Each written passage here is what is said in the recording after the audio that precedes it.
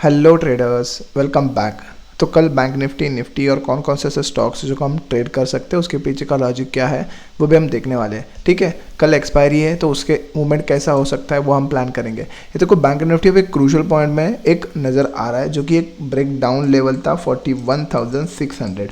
ठीक है, 600 to 550 एक ब्रेकआउट लेवल है, तो 600 to 650 एक ब्रेकआउट लेवल है। तो जैसे ही अभी मार्केट 3 दिन उधर पहुंच ले रहा है तो उसका सिनेरियो कैसे बन सकता है, ये देखो। ये नीचे तक का ब्रेकआउट लेवल था जो कि इधर सपोर्ट लेके ऊपर मार्केट जा रहा है, और ये जो रेजिस्टेंस जोन है, ठीक है, इसको अगर मार्केट को नीचे गिरना होता तो फटाक से गिर जाता। ऐसी पॉसिबिलिटी हम पहले प्लान करेंगे। तो फटाक से गिर नहीं रहा है तो ऑब्वियसली ऊपर जाएगा, तो ऊपर जा रहा है तो वो कंसोलिडेशन भी कर रहा है। तो पॉसिबिलिटी क्या है, ये अभी आ रहा है डब्ल्यू बटन बनाकर एक ऊपर सस्टेन कर रहा है जो कि टाइम बिता रहा है। एंड टाइम बिता रहा है इसका मतलब वो अच्छा चांसेस है।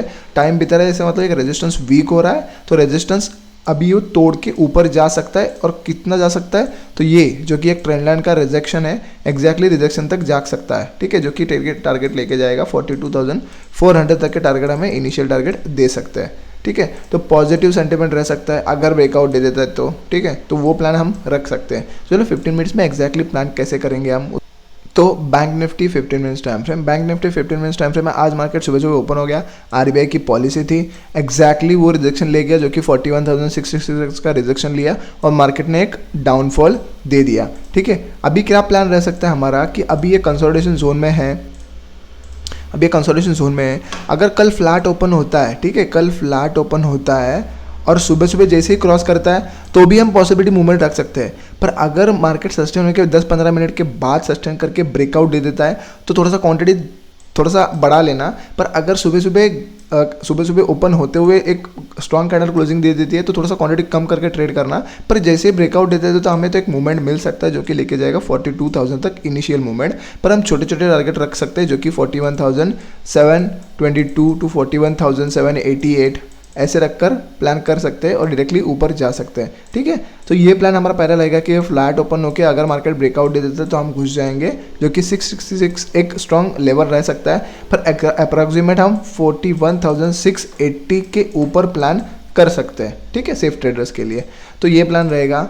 और अगर नीचे के साइड जो कि एक सपोर्ट जोन बना रहा है, ठीक है, नो डाउट, पर हम एक सेफर साइड के लिए 41,288 तक जा सकते हैं क्योंकि यहाँ पे सपोर्ट है। तो इधर इनिशियल टारगेट एक छोटा पड़ रहा है, ठीक है, तो एक ही कैंडल में दे जाएगा तो हमका स्टॉप लॉस भी खा जाएगा और इनिशियल ट्रेड भी एक से एक्टिवली प्लान नहीं हो पाएगा क्योंकि मूवमेंट हो जाएगा। तो हम 41,288 के नीचे सेल साइड के लिए प्लान करेंगे, 41,666 टू 41,680 के ऊपर हम बाय साइड के लिए पोजीशन बनाएंगे। अगर फ्लैट ओपन होता है, ऐसे क्रॉस करता है, नीचे क्रॉस करता है तो हम अच्छा प्लान कर सकते हैं।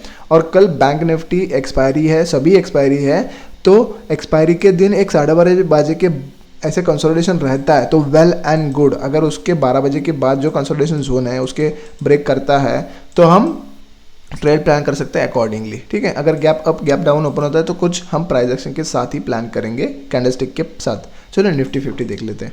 ओके, तो Nifty 50 daily time frame, Nifty 50 पे यही दिख रहा है कि मार्केट इस रेजिस्टेंस जोन जो कि 17,800 टू 900, ठीक है, 17,800 टू 900 एक हम लेवल ले सकते हैं जो कि 17,850 एक लेवल प्लान करेंगे। अगर फ्लैट ओपन होके उसके ऊपर सस्टेन करता है तो ऊपर तक के इनिशियल टारगेट हम अचीव कर लेंगे। ठीक है, तो डेली टाइम फ्रेम में हमें पैटर्न क्या दिख रहा है कि मार्केट यही जो कि ब्रेकआउट लेवल था उसका सपोर्ट ले रहा है, जो ब्रेकडाउन लेवल था उसको रेजिस्टेंस बिहेव कर रहा है। तो रेजिस्टेंस बिहेव कर रहा है तो मार्केट ऊपर चला गया, इधर सस्टेन कर रहा है। तो same as like Bank Nifty वो ट्रेड प्लान कर सकते हैं जो कि एक कंसोलिडेशन के बाद एक फ्लो आया, थोड़ा सा वेट किया, उसके बाद के फिफ्थ कंटिन्यूएशन फॉर्म में। ठीक है, तो ऐसे प्लान निफ्टी 50 में भी है। तो चलो 15 मिनट्स में देख लेते हैं इसको।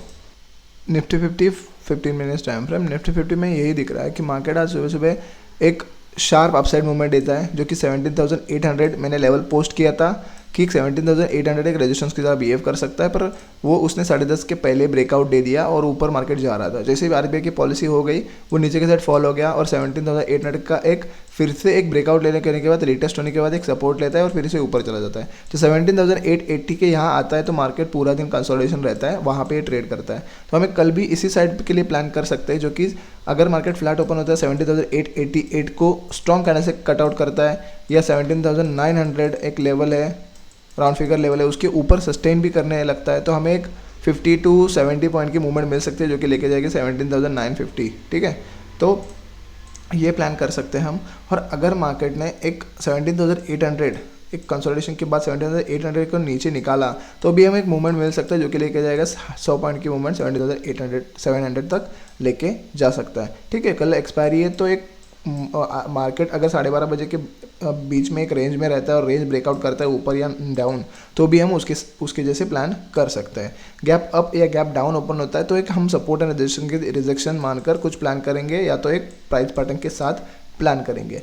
तो चलो स्टॉक्स देख लेते हैं। तो पहला स्टॉक हमारे पास HDFC लाइफ इंश्योरेंस। ठीक है, HDFC लाइफ इंश्योरेंस है जो कि एक अदानी इंटरप्राइजेस के साथ उसने एक डाउनफॉल दे दिया। लाइफ इंश्योरेंस है जो कि अदानी इंटरप्राइजेस ने एक लाइफ इंश्योरेंस LIC ने लाइफ इंश्योरेंस लिए थे जो कि अदानी स्टॉक्स के रिलेटेड होते हैं। ठीक है, आपको पता ही होगा जो LICs वगैरह होते हैं सब स्टॉक्स में इन्वेस्ट करके ही रेवेन्यू निकालते हैं, और LIC के एजेंट्स या LIC के जो शेयर होल्डर्स होते हैं उनको वैसे बेनिफिट्स दे देते हैं। तो जैसे ही अदानी भी फॉल हो गया, वैसे ही अदानी HDFC लाइफ इंश्योरेंस भी वैसे ही फॉल हो गया।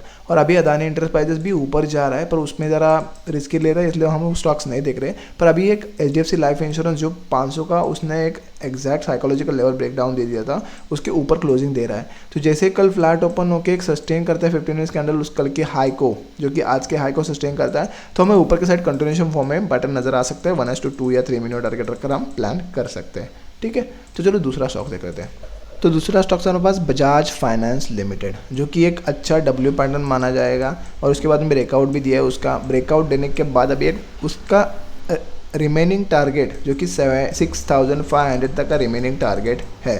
ठीक है, तो एक पॉजिटिव सेंटीमेंट माना जाएगा। जो अगर मार्केट कल पॉजिटिव भी रहता है तो हमें एक कल के दिन ये टारगेट अचीव होता हुआ दिख सकता है, जो कि एक 15 मिनट्स कैंडल इस आज के हाई के ऊपर सस्टेन करना शुरू कर देता है। तो हम 1:2 मिनिमम टारगेट रखकर प्लान कर सकते हैं, ऊपर के साइड छोटा सा SL रखकर।